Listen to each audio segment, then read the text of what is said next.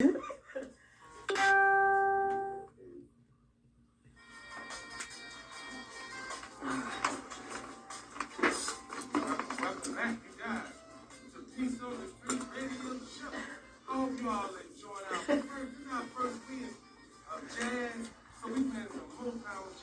on. Woohoo. So we have a special guest here tonight. Yes. How you doing, sister? I am a wonderful darling. We got Carrie Ann Ellis. Come a little bit more to the microphone, and she's with Aiden Urban Collection. She's straight from Jamaica. Come on.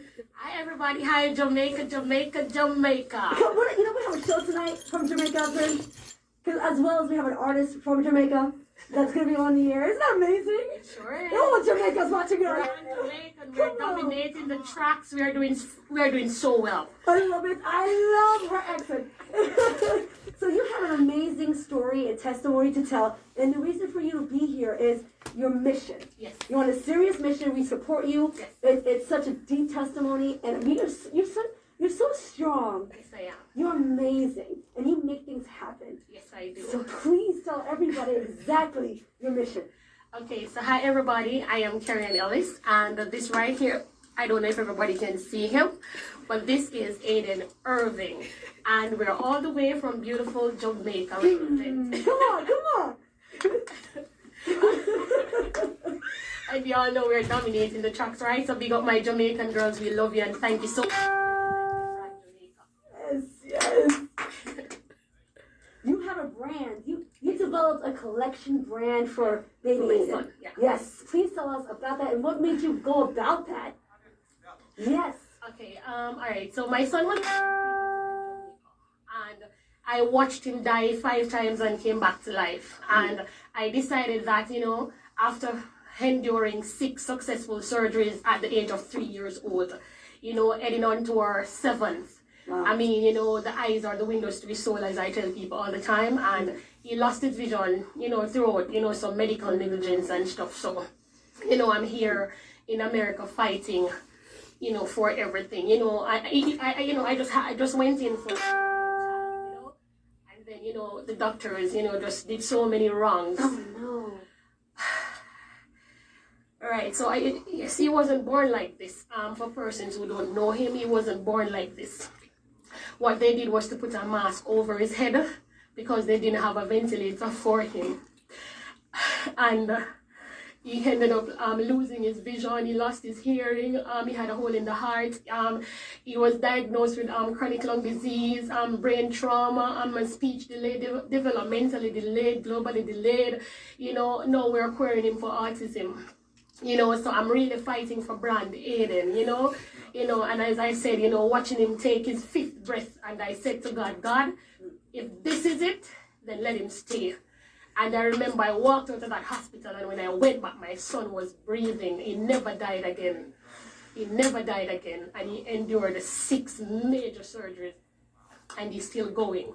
The hole in the heart closed, Whoa. we, out of the 6 successful surgeries, we did cochlear implants, so it was so much, and I used to walk the streets of Jamaica lobbying for my son. Nobody took me seriously. I remember going to persons, because when I tried to reach out to the medical team in Jamaica, they blocked me. And I hit the news stations, and, everybody still walked away. They even made some fake paperwork to say that they weren't responsible. So technically, I'm a first-time mom. This is my first child, and I gave him all these damages. No mother on planet Earth would put a child through. And they had me believing until I hit the news. I hit 2 newspapers in Jamaica, and I still never got $1 help from my Jamaica country. I still love them because it's my country. But, the government walked away, the medical doctors walked away. There was 2 doctors, 2 consultants, everybody. So I'm here in America fighting, guys.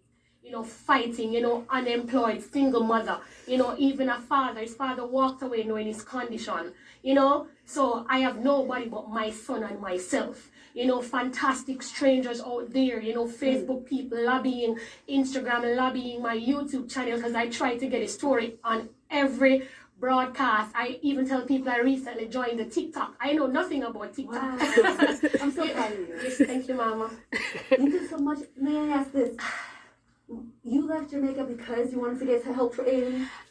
Yes, because yes, basically that's how it happened, because I tried to get him here, but it was after, because I couldn't afford a ticket to take him out of the country, even though he was there dying. So everything that I told you, nobody in Jamaica knew of these until I took him to America, because they were hiding, because they knew they were negligent, so they were hiding his condition. Right? And I remember I was the one who called the doctor, and I said to the doctor, Doc, you're blind, my son, and you're deaf, my son. So can you imagine my son living in an incubator for 2 months when he was supposed to be on a ventilator? Wow. Right, so that was what happened, because he was premature and they didn't know how to manage. Well, the hospital wasn't equipped to deal with it. So what should have happened, Mandeville Regional Hospital, what they should have done was to transfer him to the Children's Hospital or the University Hospital that was equipped to deal with his condition. So what they did instead, they put a mask over his head, so he had an adult mask getting overdose in adult oxygen at 2 pounds. Whoa. 2 pounds. So even when I brought him here, and I met with the doctors, and so the time when he was there dying, his lungs was just not managing, and they were killing his lungs with heavy dosage of oxygen. So so every minute they kept on resuscitating. But at that time, once you stabilize him after he's born, what I got to understand, once he was born, they should have transferred him out. Once you stabilize him, transfer him out. They had him for 2 months sitting there dying. When I got my baby home, his eyes were filled with blood, and no doctor saw the blood in my baby's eye. No doctors, 2 consultants. And the ironic thing about all this, I used to work in the hospital, work with the same doctors that did the damages to my child, So I have to live with that pain every single day. The same staff, the same nurses, the same doctor. These are people I worked with for over 5 years. I don't understand why if they don't have the kid, can they be prosecuted now that you're saying things here? I tried multiple lawyers in Jamaica. I don't know if they are paid off. As I said, I'm just saying. I hear you. Because everybody I walked into with all the evidence, I came on the news, I have photos. Where is my phone? Oh, my phone is on live. I can share the photos with the mask over his head for persons to understand what I'm talking. I have a YouTube channel. You guys can always go over to his YouTube channel. It's Aiden Irving, his untold story, because persons don't know him.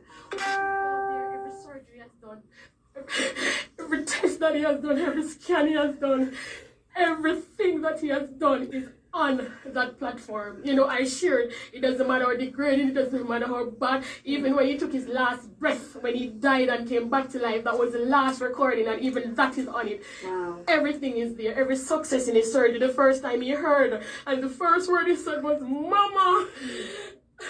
That was the first word he said, and I was like, thank you, Jesus. He never said that, because I walked away knowing the torture I was feeling with a child in Jamaica suffering, and he was an American citizen. It was just a sad thing. I went to the U.S. Embassy, and when I went to the U.S. Embassy, how I got out of Jamaica, I went to the U.S. Embassy for a visa for him, because I already had a visa. And when I went for the visa for him, they said to him, his father's a U.S. citizen, so he's automatic a citizen, and that's all I knew about, his status. And if I tell you, they told me, I give you 3 days to take this baby out of Jamaica. It took us 1.5 years. The man threw away every paper. You have persons on Facebook went ahead and they printed the paper, filled out the paperwork. All he had to do was to sign a signature. The man threw out everything. He threw away everything. He did everything. The baby would have been there, and I did the baby. And the U.S. Embassy, what they did was to give me a letter and said to go to the courts. They said take him to the clerk of courts, and they can get him to do the DNA test. His father did everything to sabotage the DNA test, everything. Even though I was living with him here, I didn't want to spoil my visa, so I went home to have my baby. So I have to live with that pain every single day because I was 5 months pregnant when I went back home. You know, I was going through so much, but I took it because I didn't want to be illegal with my son here. And I went home to have him, and you know, that has to live with me every day. Because now I made that fateful mistake of just being feared to America because I didn't want to overstay. That's not you. And, you know, everything, you know, just came on me, you know. So, you know, I have to live with that regret. So every time I look at my son, you know, sometimes I'm looking at him, I'm crying. That's not you, though. You understand that? You know, how the journey goes in life itself, we have to figure out how to work it. We all have to figure out how to work in life itself. So that is not you. You know, those are professionals, you know, that we're handling that. God bless her and him. Oh, I got goosebumps for an amazing mom that's fighting to this day all the way through. Not giving up. My birthday is next week, and I'm telling people. I just even got evicted from the apartment that I was in. His apartment for his son. So I said, you didn't know that before you rented the property. So I'm literally homeless in America. Right now. Right now. We gotta support her. We gotta figure out a plan, guys. Right now. You know, we're literally trying to find a place to live. I have appointments. My birthday is coming up. I'm telling people my birthday is coming up and I don't even know I have a birthday next week. I have appointments backed up. Right? I have to get back to Miami in 3 weeks because they wanted to remove my son's eye, and I'm fighting for them not to just take his eyes, just leave his eyes. You know, I know he's already blind because he has a lot of bleeding. He has a lot of bleeding going on in the eyes, and they're saying, okay, put in prosthetic eyes. But if I have faith that he's going to see. Do you only have to go to Miami, or can you go to specialists here? I tried 3 specialists here, but they can't manage the level of surgery that you need. And I was saying, you know, somebody told me that there is a hospital in New York that specializes in eyes since the 1800s. And I, you know, was trying to say, okay, how can I raise money? I ever started a GoFundMe, I raised nothing on the GoFundMe. But I'm still trying. You know, I put my brand out there. As I said, my wonderful Facebook people, a lot of them supported, you know, but it's not getting as much support. I don't know why. This is what we're going to do, Prince. Off air, we're going to talk about how we connect you possibly with one of the greatest children's hospital in the United States. Yes. And it is actually Arnold Palmer, Prince. And I got to say, you know, being with Arnold Palmer, I had twins, and one of them almost passed away. And they saved his life. And they said he'll have multiple complications, but instead they did so many testings that they saved his life. And he's passed that testimony. So I don't know how we're going to figure this out, Prince, but we have Nurse V that we can get connected with that possibly can assist her for home shelter and also for medical care. Right. We're going to figure out a plan. Right. So we're not going to stop. Yeah. We're going to figure out a plan. Right. I as I said, I know they mentioned put him in a shelter, but my son is too delicate to be in a shelter system. You understand? You know, I remember when I just came up here, and some persons took us here, and you know what they did? They raised money for my son. They ate all the money, threw us out in the streets. Right? I went through all that. I tried GoFundMe before. They sabotaged the GoFundMe, and God just sent blessing for that GoFundMe, but I shut it down because, you know, I use it for transportation because we don't have a car. I showed them the other day, and I said to them, and if you see the bill, if you see the thousands I spent, I've racked more than $5,000-6,000 in traveling expenses because I had to cover all these Uber and Lyft expenses. So everything is used up, right? So I said, okay, instead of going every day, because I can't help myself, let me try to see how I work this to raise money, and that's when I started the brand. I'm like, you know, sometimes begging, people feel like, listen, if I give her, you know, it's just giving her. And I said, okay, if I sell you something, I think you'd prefer to support me, even though I only get half of the bearings when I do it, because I cannot fund. Yeah, you got to produce it as well. Yeah. So I only make a little of it. Guys, listen, this is what she's speaking about. It's called Aiden Urban Collection. Aiden is Aiden. And it's Urban Collection. Guys, if you're looking right now, we're streaming. And you can look at our streaming and also our YouTube. Don't forget, subscribe, Peace on the Streets Radio. This is part of the Urban Collection, Aiden Urban Collection right here. And as well as the sweater she's wearing, which is bad. So we're going to purchase that. My sweater and my fanny pack. Come on. She created a brand, guys. Yes. A brand for Aiden. To support Aiden. Not only did she create a brand, she got material, but she does got to pay for this as well. So she's not really getting more of the profit than what she should. So please, do you have a GoFundMe or anything that can donate? I started a GoFundMe recently. Please tell us how to get to that. It's my phone Is it under Aiden Urban? It's Aiden Irving. Okay, we're gonna release that when we come back. And also we're gonna release the website, guys, if you wanna purchase and if you wanna donate. And if you forget all this, just reach out to Peace on the Streets Radio. We will connect you to her to help assist her. Anybody that's listening, anyone that can assist her, please give us a call or send us a message. Because we will go right in and help you as well. We're a value for you. You assist her. We'll put you on the air and we'll make sure we support your platform. So please, guys, call in if you like, 407-894-1680, all night long until midnight, or shoot out to Peace on the Streets, send us a message. We'll be back with Miss Carrie Ann Ellis, Aiden Urban Collection. Peace on the Streets. Thank you, guys. We'll be right back. Tune in. Thank you for the...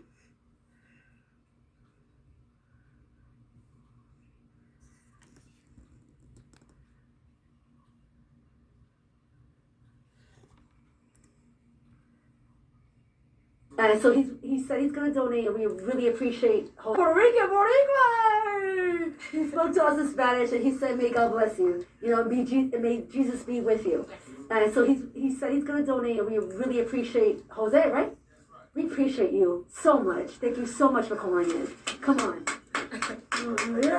Yes! And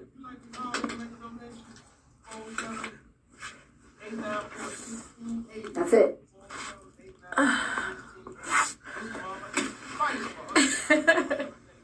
And she's a fighter. I am so proud of her. She's one of the strongest women we've ever had on air, friends.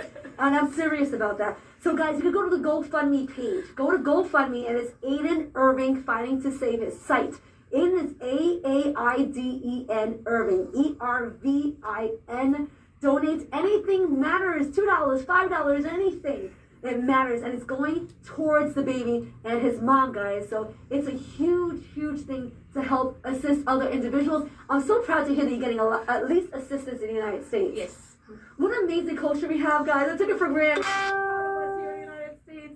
So as well as you have a website, is that Yes. okay? How can they find the website? All right, so the website is aidenirvingscollection.com. YouTube channel, guys, for the persons who are new to us, who are just hearing our story for the very first time.